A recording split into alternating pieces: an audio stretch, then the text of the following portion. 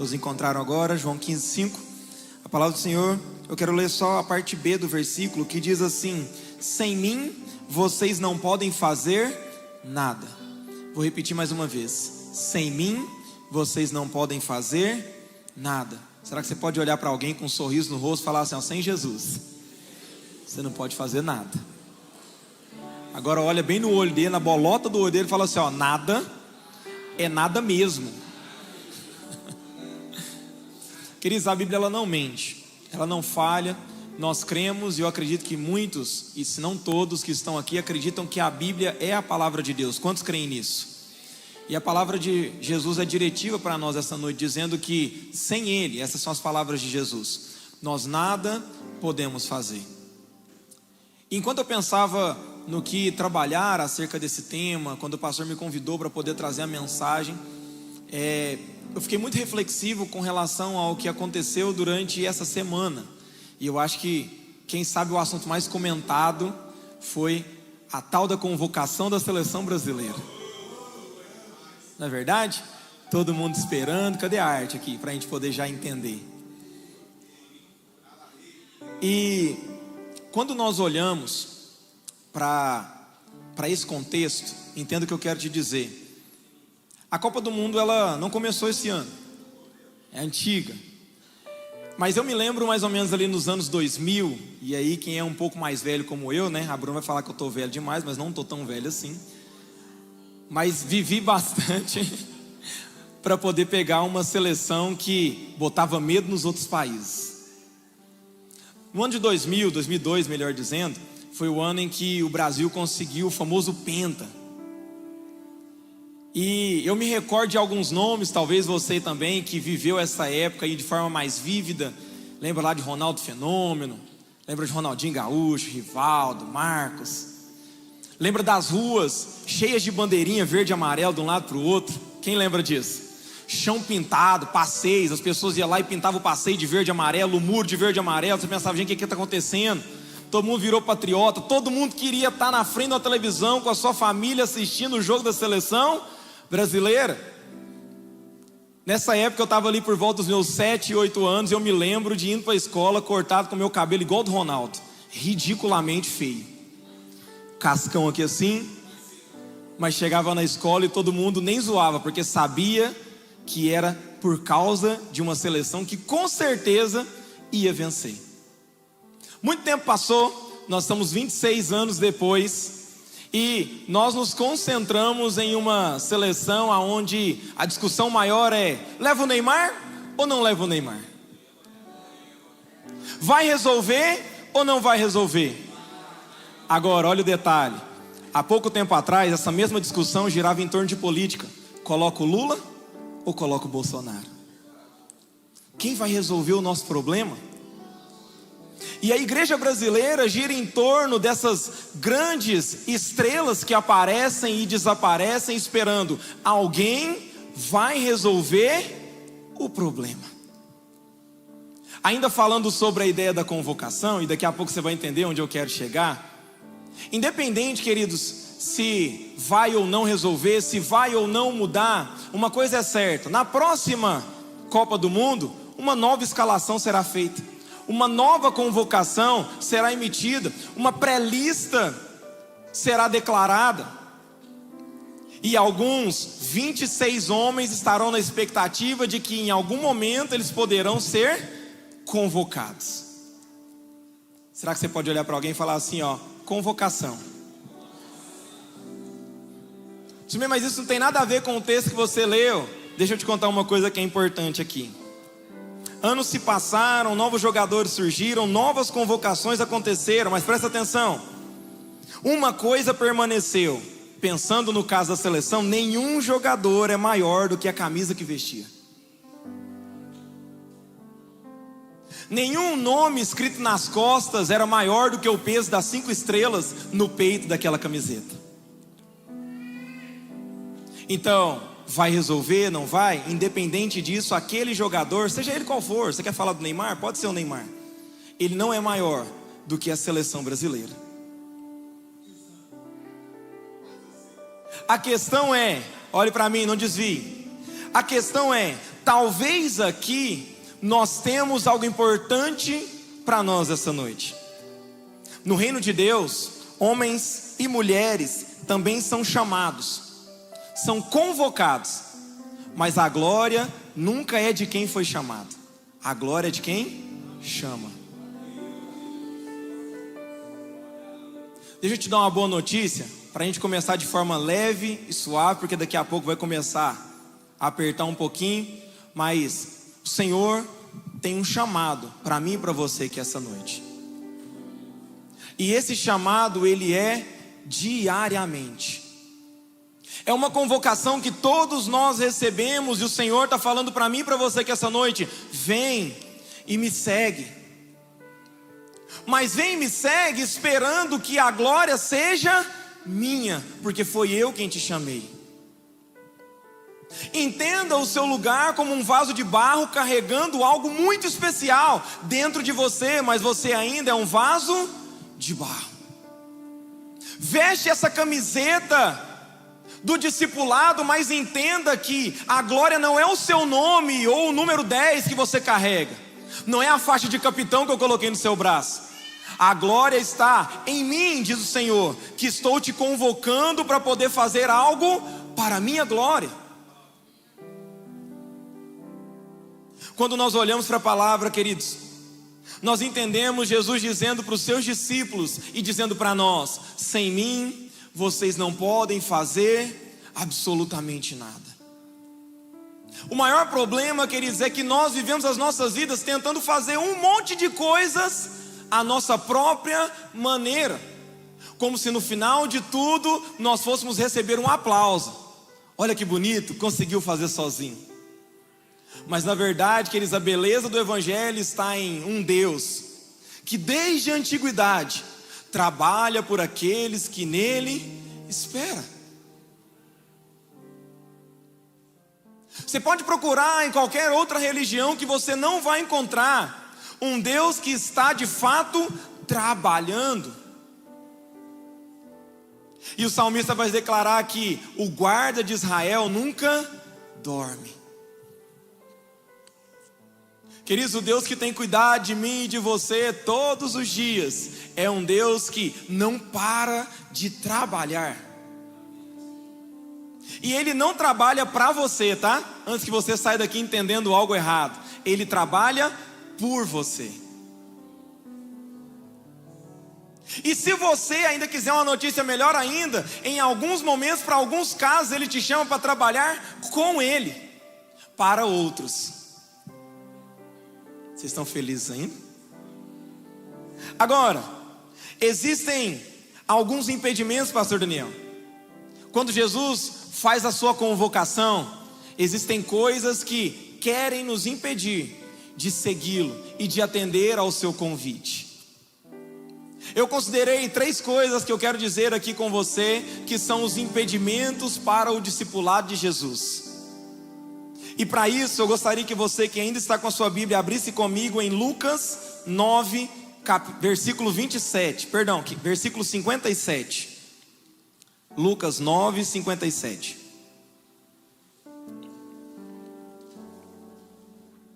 E aqui eu quero começar a minha pregação dessa noite. Lucas 9, 57 diz o seguinte: quando andavam pelo caminho, um homem disse a Jesus, fala assim comigo, um homem: eu te seguirei para onde quer que fores. Jesus respondeu: as raposas têm tocas, as aves do céu têm ninhos, mas o Filho do homem não tem onde reclinar a cabeça. Outro disse: siga-me. Ele, porém, respondeu: Senhor, deixe-me ir primeiro sepultar o meu pai. Jesus lhe disse: deixe que os mortos sepultem os seus próprios mortos. Você, porém, vá e pregue o evangelho de Deus. Ainda outro disse: vou seguir-te, Senhor, mas deixa-me primeiro voltar e despedir-me da minha família. Jesus respondeu: ninguém que põe a mão no arado e olha para trás está apto para o reino de Deus. Quando nós olhamos para todo esse contexto, queridos, Jesus, ele, como a palavra vai nos dizer, está caminhando, uma multidão acompanhava, os seus discípulos o cercavam, e de repente, alguém quis se tornar o protagonista da história que Mateus estava registrando, que Lucas estava registrando, que Marcos estava registrando, sei lá quem estava contando. E de repente esse homem dá um grito no meio da multidão. Imagine Jesus ensinando ali bem baixinho, e alguém fala assim, ó: Senhor, eu vou te seguir. Senhor, você ainda nem me chamou, mas pode deixar que se o Senhor me colocar nesse grupo aí, eu resolvo a parada. A primeira coisa, queridos, que nós entendemos aqui, e que nos impedem de seguir a Jesus como Ele de fato nos pede para seguir, são as nossas próprias expectativas. Em momento algum, queridos, do Evangelho você vai encontrar Jesus pedindo para que você tivesse expectativa acerca do que Ele tinha ou tem para fazer. Pelo contrário, quando nós olhamos para a palavra de Deus, o apóstolo Paulo, ele constantemente vai perguntar para nós assim, ó: quem é você para poder discutir vaso de barro com o Criador, com o oleiro? Qual é o tamanho do seu conhecimento, como talvez foi a questão de Jó? Onde você estava, Jó? Quando eu fiz tal coisa, quando eu construí, quando eu estabeleci? Jó, o que é que você sabe acerca disso? E muitas vezes, queridos, nós alimentamos uma expectativa naquilo que Jesus não disse que faria acerca de nós ou através de nós. As nossas próprias expectativas são uma barreira que nós colocamos entre nós e o discipulado com Jesus.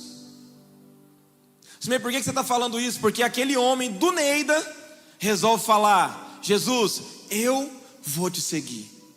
E de repente a resposta de Jesus para ele é: as raposas têm tocas, os pássaros têm ninhos, mas o filho do homem, ou seja, eu mesmo, não tem nem onde reclinar a cabeça.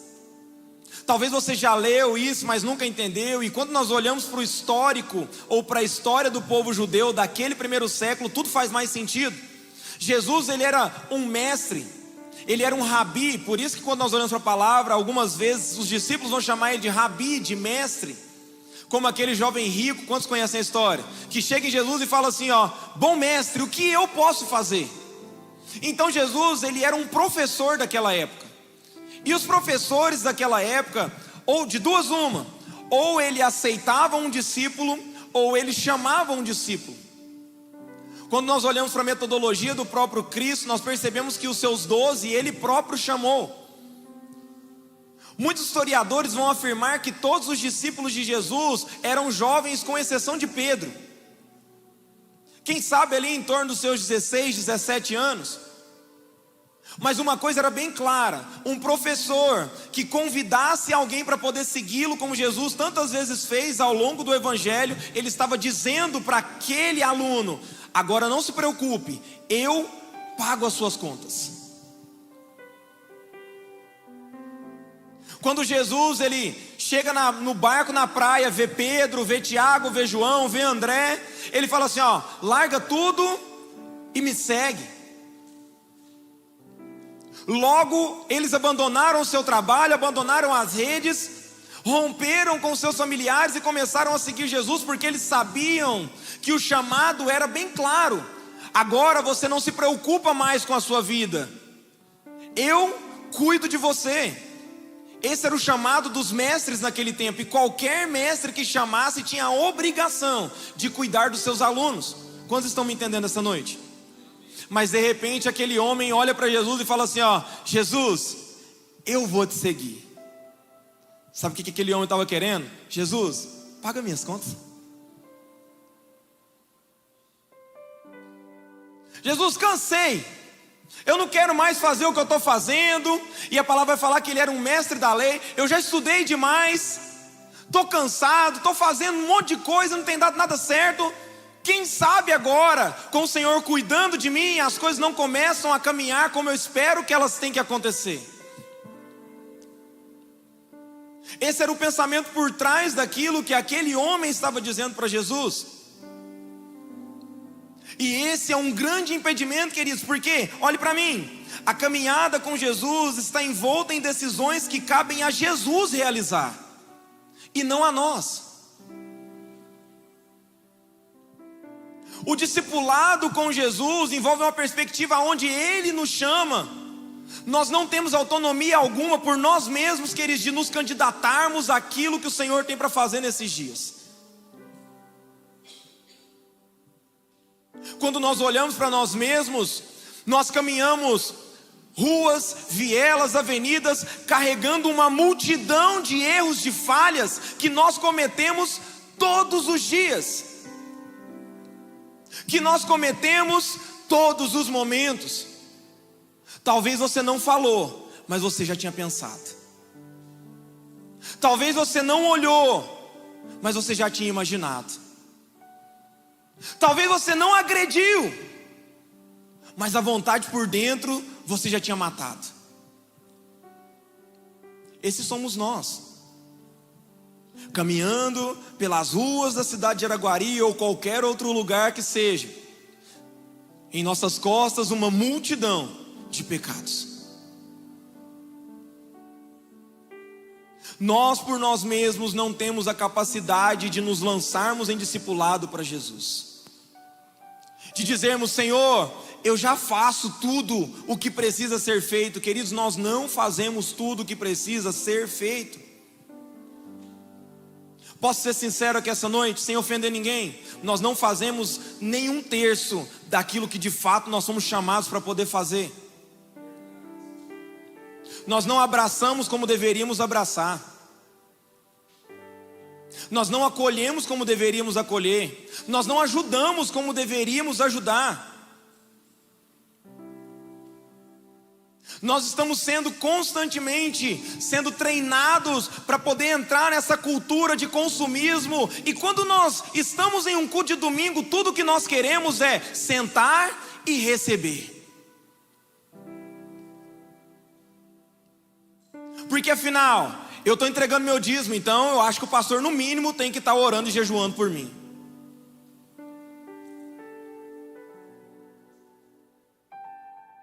Vocês estão felizes ainda? Porque nós alimentamos uma expectativa acerca daquilo que Jesus vai fazer por mim.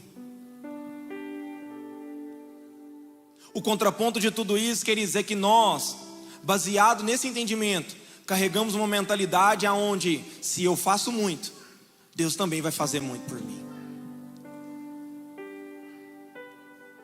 Porque nós temos uma expectativa.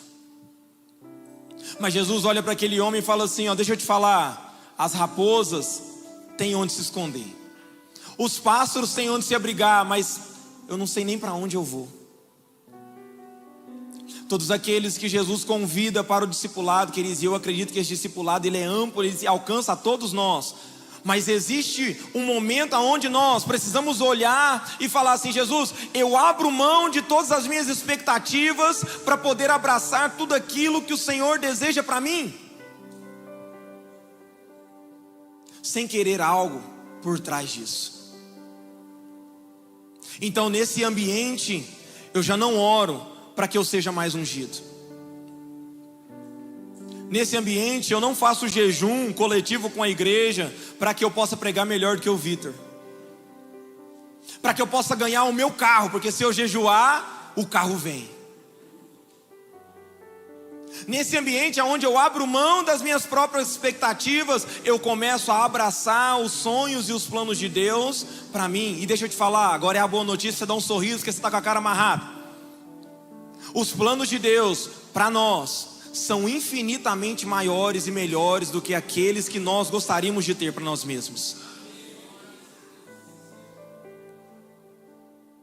Agora, a segunda coisa que também é um impedimento para o discipulado é a nossa cultura. Fala comigo, cultura. Queridos, nós estamos imersos em uma cultura que dioturnamente trabalha para nos afastar de Deus. Eu vou te dar um exemplo que talvez seja bem banal, mas que está chegando e nós tratamos como normal. Quantos aqui ouviram ou já viram aquele meme do famoso lá ele? A pessoa fala um negócio de duplo sentido e alguém já grita, lá ele. E aí de repente alguém está aqui pregando na igreja e fala uma coisa que tem um duplo sentido na sua mente. Você não falou, mas na sua mente você já gritou? Cultura.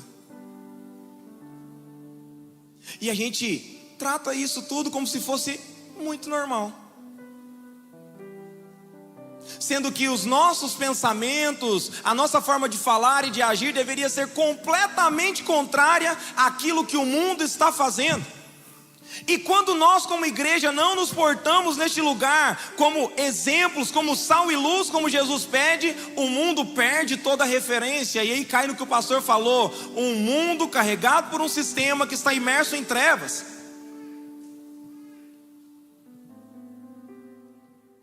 Será que tem luz ainda dentro de nós para poder iluminar as densas trevas onde nós estamos sendo colocados?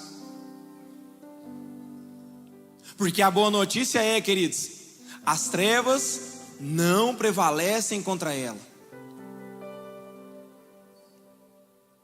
Esses dias conversando com o pastor e com outro irmão, que eu passei a admirar muito mais a partir dessa conversa, o pastor falou para mim assim, acabou de ser demitido do serviço. E na minha cabeça eu pensei, mas que coisa horrível. E eu olhei para o irmão estava sorrindo. Eu pensei, o serviço deveria ser muito ruim. Então eu caí na pergunta e falei assim, pastor, mas o que aconteceu? Não, ele estava pregando lá no serviço dele, aí o patrão não gostou e mandou ele embora.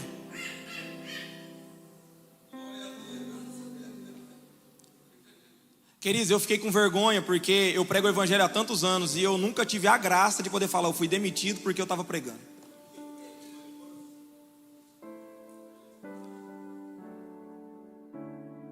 Vocês conseguem entender onde eu quero chegar?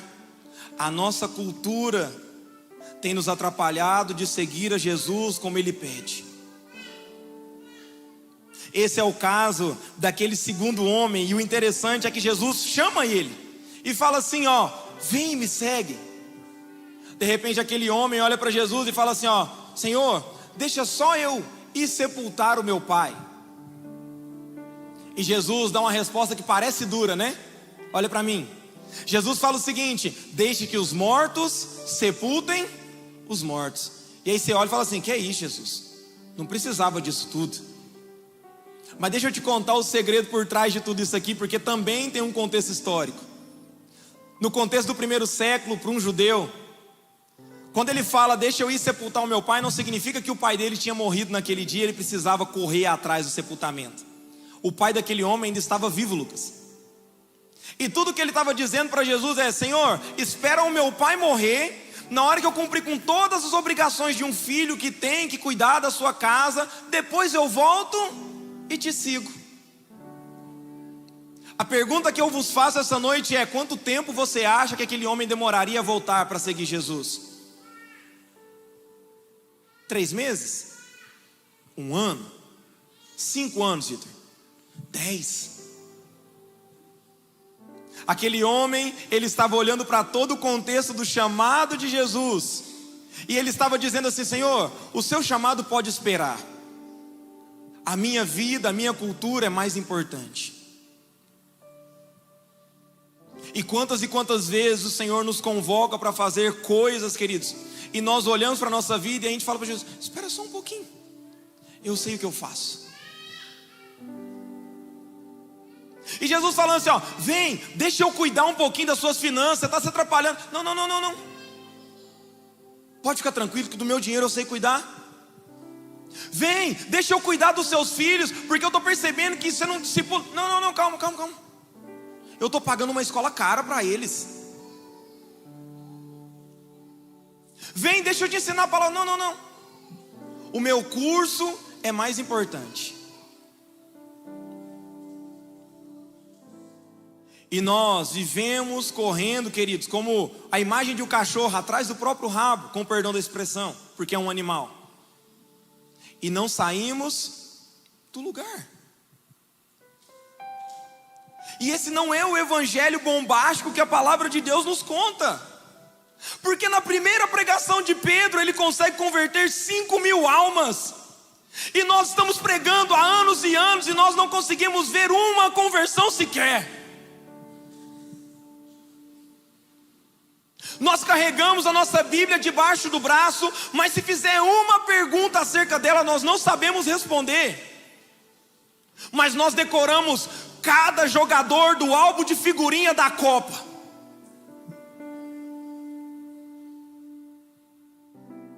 Nós sabemos o horário que vai ter seleção tal contra tal seleção, e nós não sabemos sequer chegar no horário do culto.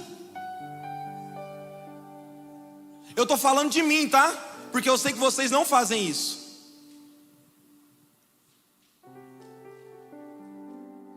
E no final de tudo, queridos, e é o que me impressiona, eu consigo ver um Deus que ainda é amoroso de olhar e falar assim: eu conheço as suas falhas, filho, mas eu amo você desse jeitinho.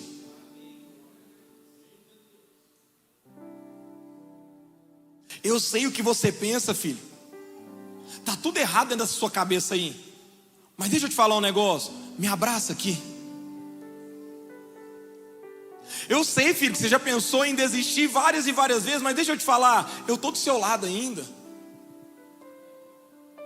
Como nós cantamos o louvor, um Deus que faz obras completas.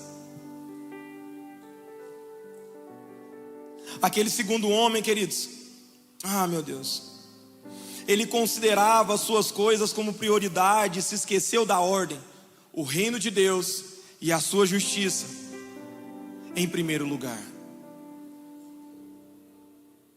Nós levantamos pela manhã, damos um suspiro para encher o peito, e a primeira coisa que nós fazemos é pegar o celular para ver se alguém enviou uma mensagem para nós.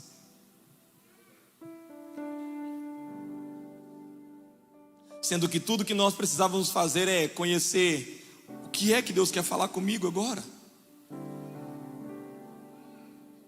A gente acorda de madrugada para ir no banheiro apertado, vai e não entende. Eu poderia dobrar os meus joelhos e orar. Alguns mais místicos olham no relógio e falam assim: 3 horas. Já sei que horas são. Hora de voltar a mimir. E enquanto isso, queridos, quando nós olhamos para a história, nós vemos homens e mulheres que gastaram as suas vidas perdendo o seu sono, perdendo a sua saúde, por causa do evangelho. Porque eles entenderam que a prioridade era o reino de Deus. O terceiro e último caso que nos impede de seguir a Jesus é o nosso passado. E talvez essa seja a corrente que mais aprisiona pessoas dentro da igreja, porque elas estão sempre lembrando daquilo que elas já viveram, já fizeram, já passaram. E enquanto, Lucas, o olho dela está para trás, o Senhor está falando assim: meu filho, mas tem coisa aqui na frente para você poder viver. Mas a gente tem perdido nosso tempo olhando para trás. O terceiro caso, Jesus também faz o convite para aquele homem: vem e me segue. E aí ele fala o seguinte: Jesus, eu vou te seguir. Eu prometo. Mas deixa só eu voltar lá em casa e despedir dos meus pais. E talvez você olhe para essa cena e fala assim: não, mas Jesus é rígido demais, nem um tchau ele deixou. Mas na cultura judaica, queridos, os rituais de despedidas demoravam semanas. Vai na casa de um, faz um almoço, pastor. Vai na casa do outro, faz uma janta. Despede do tio, agora despede da tia, agora despede do primo, agora despede do irmão. Não espera o outro chegar porque ele estava em viagem. Quando você despedir de todo mundo, fizer todo esse ritual, então você pode ir. Perceba que em todos esses casos, queridos, é um chamado legítimo, mas eles estão se esquivando da responsabilidade. Quem sabe talvez em uma dessas reuniões em família, um irmão bem sucedido olhasse para ele e falasse assim: deixa eu te falar, tem uma vaga lá no meu serviço, quer trabalhar comigo? E ele olhando para um mestre que talvez não teria muito dinheiro para sustentar, ele fala assim: quer saber de uma coisa? Deixa esse negócio de seguir Jesus para lá. Então Jesus, ele dá uma sentença para aquele último homem: aquele que coloca a mão no arado e olha para trás, não é digno do reino.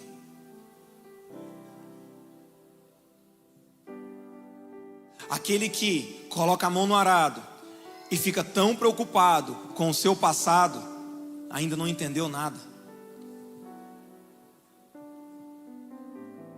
Deixa eu te contar uma coisa, queridos, e te falar para poder te alegrar um pouquinho. Todos nós, e talvez te alegre, todos nós pecamos. O nosso passado está repleto de erros. Mas deixa eu te falar uma coisa: você, depois que foi salvo e resgatado por Jesus, você não está mais lá. Eu achei que você ia dar um glória por causa disso, mas apenas poucas pessoas entenderam. Depois que nós encontramos Jesus, tudo se fez novo, as coisas velhas se passaram, agora é Cristo em nós a esperança da glória. As pessoas podem até olhar para você e falar assim: ó, mas aquela vez você falou isso, mas você não está mais lá. Mas aquela vez você fez isso aqui de errado. Mas deixa eu te falar, Jesus já te alcançou, você não está mais acorrentado lá.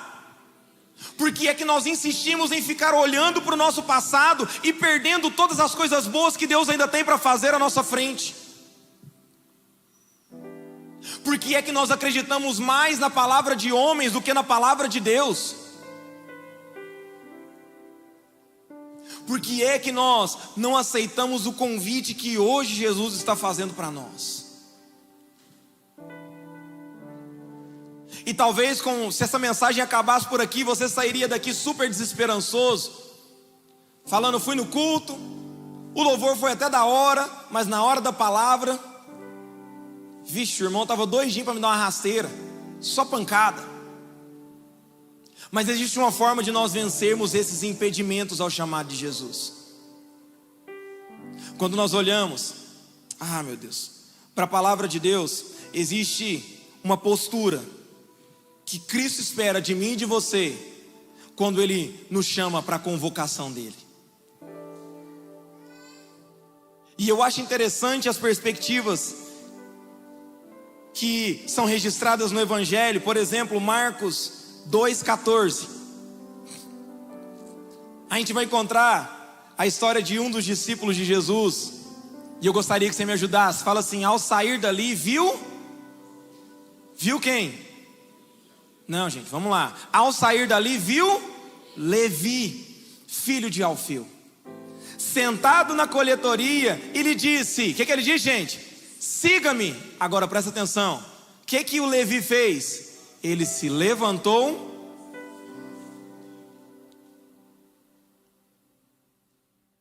Queridos, não tem muito para poder explicar sobre isso, não. Quando Jesus nos faz um chamado, nós temos uma coisa para fazer: ir. Ele se levantou e o seguiu. O interessante é que em outro evangelho, em Lucas 5:27, nós também temos essa história registrada. Agora presta atenção nisso aqui, em como Lucas registra o chamado de um dos discípulos. Lucas 5:27. Ao sair dali, depois disso, Jesus saiu e viu vamos lá, gente, fala comigo, publicano chamado. É o mesmo cara, sim ou não? Sim ou não, gente? Sentado na coletoria, a mesma história. Ele lhe disse: siga-me. Vamos ver o que ele fez? Levi se levantou, deixou e o seguiu. A resposta foi na mesma hora.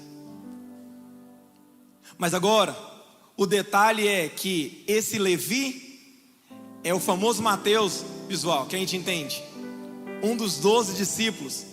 Ele também registrou a sua chamada, só que ele registrou de uma forma diferente. Mateus 9:9. Ao sair dali, viu um homem chamado. Ao sair dali, viu um homem chamado Sentado onde, gente? Na coletoria. E Jesus lhe disse: siga-me.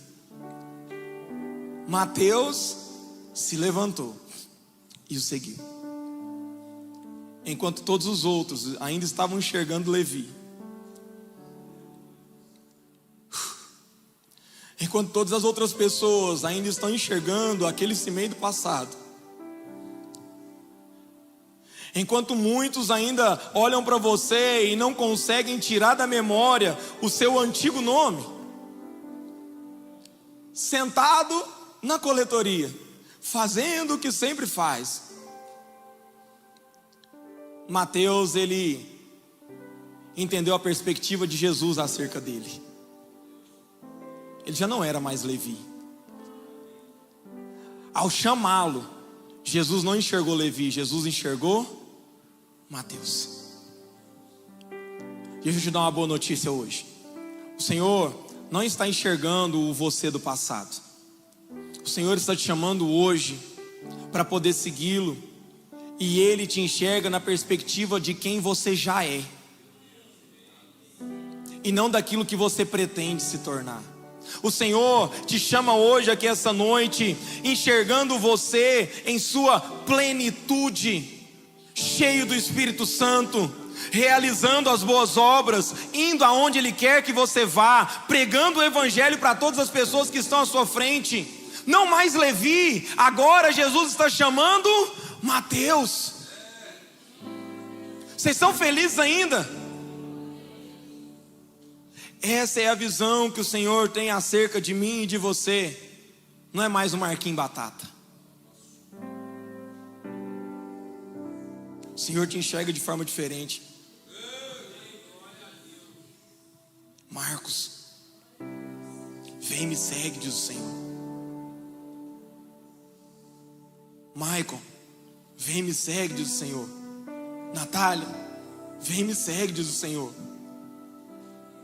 Senhor, mas eu ainda estou aqui sentado na coletoria, eu ainda estou roubando os meus irmãos, eu ainda estou errando, mas eu não te vejo assim, eu te vejo como alguém que está fazendo algo por mim e para mim, ao ponto de no final ser alguém que entregou a sua própria vida.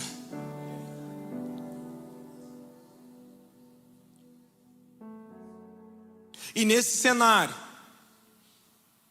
somente nesse, quando nós entendemos que é Jesus olhando para nós, as nossas expectativas, a nossa cultura e também o nosso passado não nos impede de seguir Jesus. Porque agora eu entendo como Ele me vê.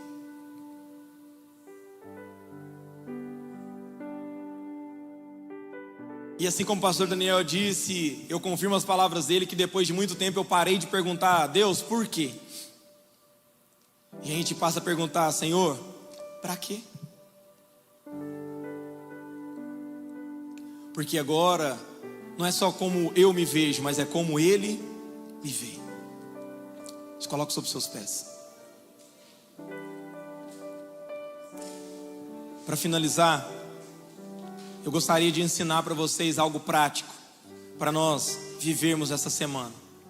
Enquanto eu lia um dos livros que o pastor Wesley pediu para que nós pudéssemos ler, um dos autores, ele menciona algo que é muito necessário para conseguir seguir a Jesus. Porque talvez você ouviu toda essa mensagem e você está se perguntando assim, mas eu já tentei e eu não consigo.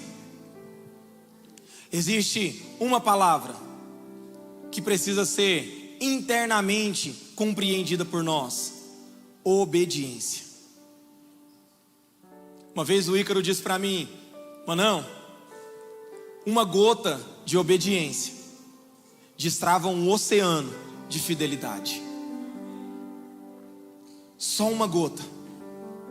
E esse autor, ele falava sobre 3 perspectivas de obedecer, e eu gostaria que você entendesse isso para a gente finalizar. Primeiro, nós precisamos obedecer ao Senhor de forma imediata. São os 3 Is da obediência. Primeiro, obedeça ao Senhor de forma imediata. O que Ele te pedir, faça naquele exato momento. Recebeu uma mensagem no grupo, gente, a pessoa aqui está precisando de oração. Aí você olha e fala assim, ó, quando eu for orar de noite, já olha o nome da pessoa e ora imediatamente. Se você estava lendo o seu celular é porque você tinha tempo. E talvez nós ignoramos que, quem sabe, por causa da nossa oração, aquela pessoa será curada. O segundo tipo de obediência é a obediência inteira. Diga comigo, inteira. E inteira é fazer tudo o que Ele pediu para fazer. Porque como diz a palavra em Tiago, fazer parte é a mesma coisa de não fazer nada. Faça tudo o que o Senhor já te pediu para fazer. Não fique com medo, queridos. Haja por fé naquilo que o Senhor tem te pedido. E por fim, a obediência interior. Aquilo que o Senhor te pedir para fazer, faça, mas faça obedecendo não só em atitudes, mas dentro de você. Os 3 I's da obediência então são imediata, inteira e interna. Você pode olhar para alguém e falar isso para ela, fala, obedeça o Senhor de forma imediata, de forma inteira e de forma interna. Vocês estão felizes ainda? Jesus, nós te agradecemos por esse tempo. Nós te agradecemos por tudo que o Senhor tem feito e por tudo que o Senhor ainda fará.